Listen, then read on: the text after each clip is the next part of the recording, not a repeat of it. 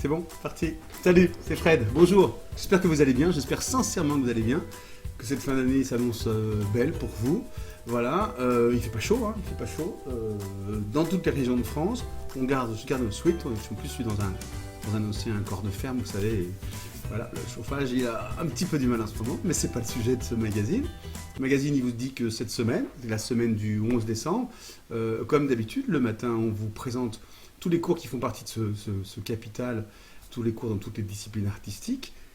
Et puis l'après-midi, des découvertes, des musées, enfin toutes les rubriques auxquelles maintenant vous êtes bien habitués. Ce qui me permet de vous dire que on a beaucoup de partenaires qui sont en train de travailler avec nous pour vous préparer plein de nouveautés pour l'année prochaine. On est encore dans la partie découverte de l'après-midi avec ces partenaires. Et puis dans l'arrière-boutique, on prépare des nouveaux tutos qui vont faire partie de toute l'offre qu'on va offrir aux abonnés. Donc ça, c'est cool, c'est bien comme je l'imaginais. 2018 sera bien configuré comme ça. Ça, c'est bien. Un petit point sur les sujets techniques quand même, parce qu'on a eu un début du mois de novembre un petit peu rock and roll, là, avec notre changement de serveur, vous savez, en octobre-novembre. Tout est stabilisé maintenant. Enfin, si vous avez des soucis, bien sûr, n'écrivez pas. Enfin, n'écrivez pas. N'écrivez surtout pas. Non, l'inverse, bien sûr. Contactez-nous pour nous dire ce qui vous arrive. Ça s'est calmé, hein. Donc maintenant on peut changer le mot de passe, on peut se désabonner, on peut faire plein de choses. On a à nouveau un accès aux vidéos. Ça nous a pris un bon moment, ça a calmé un peu les autres projets, mais c'est stabilisé pour l'instant. Jusque là tout va bien, ça va, ça c'est réglé. Qu'est-ce que je devais vous dire d'autre aussi? Qu'on arrive à la fin de l'année, donc on va se mettre un peu en hibernation, en léthargie. La semaine prochaine est encore classique, et puis après la semaine d'après, je pense qu'il n'y aura pas de magazine et on va faire vraiment du soft pour tous faire une petite pause et pour repartir d'autant plus fort l'année prochaine. Voilà. Partenaire, je vous l'ai dit, je regarde mon anti-sèche, j'avais noté ce que je devais vous dire. Et les concours vont démarrer aussi l'année prochaine, et ça je vous en reparlerai au moment où ça redémarrera. Allez, on est parti pour la rubrique questions-réponses. Je mets donc mes lunettes pour pouvoir lire les questions que vous m'avez posées. La première, alors, il y en a pas mal qui viennent de YouTube cette fois-ci, donc sur YouTube il y a des alias ou des alias qui ne veulent pas toujours dire grand-chose, mais c'est pas grave. Chaque personne se reconnaîtra. De toute façon, les questions intéressent tout le monde. Chrome Records dit « Bonjour, il est trop tard d'installer les clés une fois la peinture terminée, voire même terminée et vernie. Merci. » Alors en fait, ça c'est suite à une vidéo où j'explique comment on met les clés dans les châssis, vous savez, les petits coins en bois là. Et je dis bien qu'il faut mettre les clés au départ, avant de peindre, et puis les tendre un petit peu, et surtout retendre après avoir peint et avant de vernir. Parce que le vernis va se craquer sinon. Alors c'est pas trop tard, donc pour répondre à ta question, c'est pas trop tard, sauf que c'est pas l'idéal, serait d'avoir fait le truc dans l'ordre. Maintenant tu peux mettre tes clés sur ta toile, surtout si elle est distendue, si elle est même terminée donc, et puis vernie. Et après, si elle est vraiment distendue, tu peux y aller petit à petit pour retendre un peu la toile en vérifiant que ton vernis ne prend pas un coup. Bon, tu prends pas beaucoup de risques. Encore une fois, le sens académique, c'est pas celui-là, mais voilà, tu peux le faire en tapant doucement pour au fur et à mesure retendre la toile, en vérifiant à chaque fois que voilà, chaque étape est bonne. Voilà. Ensuite, Juju69 dit « Salut Fred !» Juju69. Salut Fred, super la vidéo, ok. Ah non, mes lunettes, c'est pour ça que j'ai du mal à lire. Je voulais savoir si sur une toile, est-ce qu'on peut, sur une image, transférer avec du Bindex, ajouter par-dessus de la résine, pour avoir un petit effet de dimension 3D? Oui. J'ai peur que ça efface l'impression et du coup, je dois recommencer.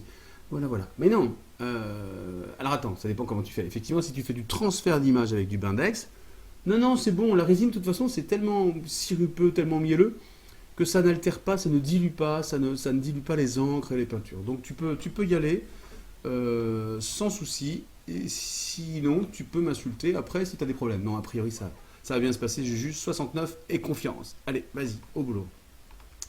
Myriam, comment je peux repeindre sur une toile que j'ai fait avec du sable quand j'ai peint? Un bonjour, très belle tes peintures. Ok, super, merci. Qu'est-ce qu'elle me dit? Comment je peux repeindre sur une toile? Faites des phrases normales.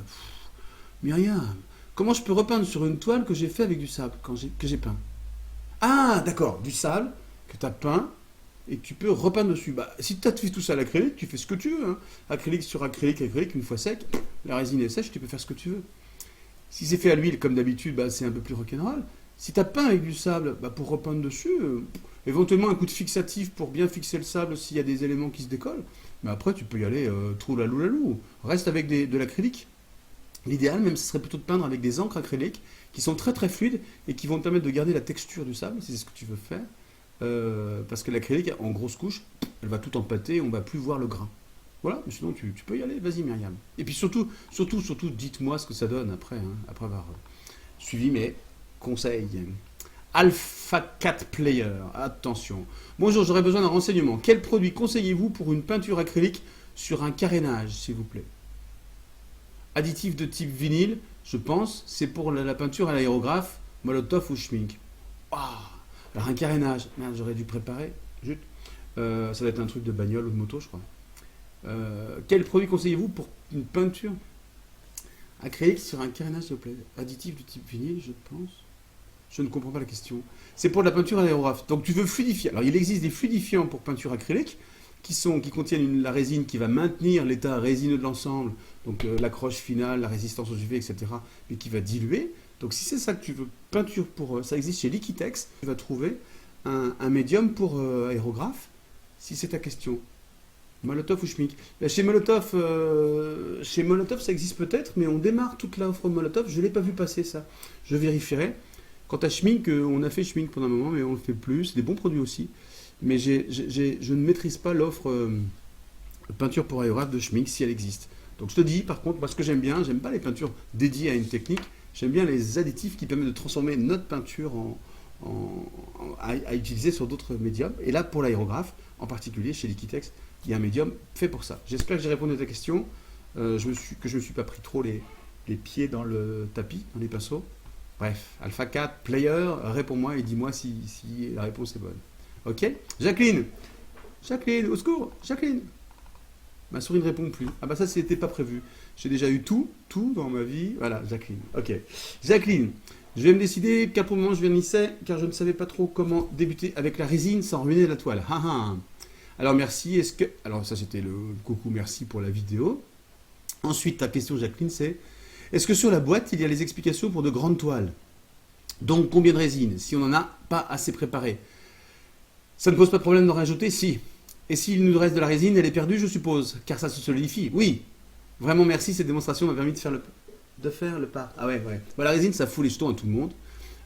Ça c'est certain. J'ai retourné d'autres vidéos, je vous en reparlerai, je ne les ai pas montées, ni monté moi, ni les fait monter.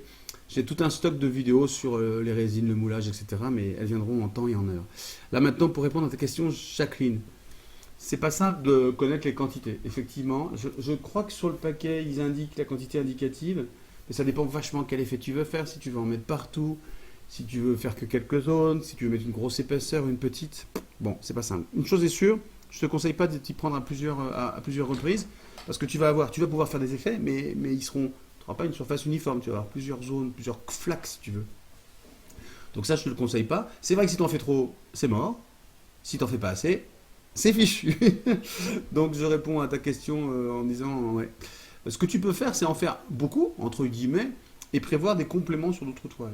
Ça, c'est pas mal. Comme ça, tu fais ton grand format, et si t'en restes, par magie, par bonheur, tu fais quelques effets de résine par ailleurs. J'ai pas d'autre solution, parce que tu as beau mettre au frigo et tout ça, de toute façon, c'est un bicomposant. Quand les bicomposants sont entrés en contact, c'est fini. Enfin, c'est fini. Ça se met à agir, et puis au bout de 24 heures, c'est mort, c'est fichu. Voilà, Jacqueline. Mais il n'y a pas de recette miracle. J'ai pas étalonné, si tu veux, la quantité de résine qu'il faut par mètre carré. J'ai pas fait ça. Parce que j'ai toujours procédé comme je viens de te l'indiquer. Salut Jacqueline. Dis-nous si tu sais. Et je terminerai peut-être par Steph de Doria qui dit génial. Génial sur une vidéo, ok. Est-ce que l'on peut le faire sur un réservoir de moto et revenir au polyuréthane? Merci. Ah, on parlait de transfert d'image. Alors, transfert d'image sur un réservoir de moto, j'y crois pas trop. Parce qu'en fait, essaye, ça dépend ce que tu veux faire, quoi. Si tu veux faire un truc nickel chrome, c'est pas simple. Par contre, faire un peu, tu sais, vintage, un truc un peu effacé, ça c'est tout à fait faisable. Et après, il faut confirmer, durcir définitivement avec du polyuréthane. Ça c'est certain, parce que c'est pas dans l'univers des beaux-arts que tu vas trouver des protecteurs et des vernis qui vont résister aux intempéries et à ce que tu fais subir à ton réservoir de moto. Voilà. Allez, ciao, ciao. Merci beaucoup, c'est fini. J'en ai encore plein, j'ai plein de stock. Je voulais répondre à ces premières questions. Enfin, c'est les questions les plus fraîches pour l'instant, les plus de stock. Continuez à répondre. Dites-moi ce que ça donne quand vous avez répondu quand vous avez suivi mes conseils. Insultez-moi, relancez-moi. N'hésitez pas, je suis là pour ça. Et puis à très très bientôt. Salut, passez une super semaine.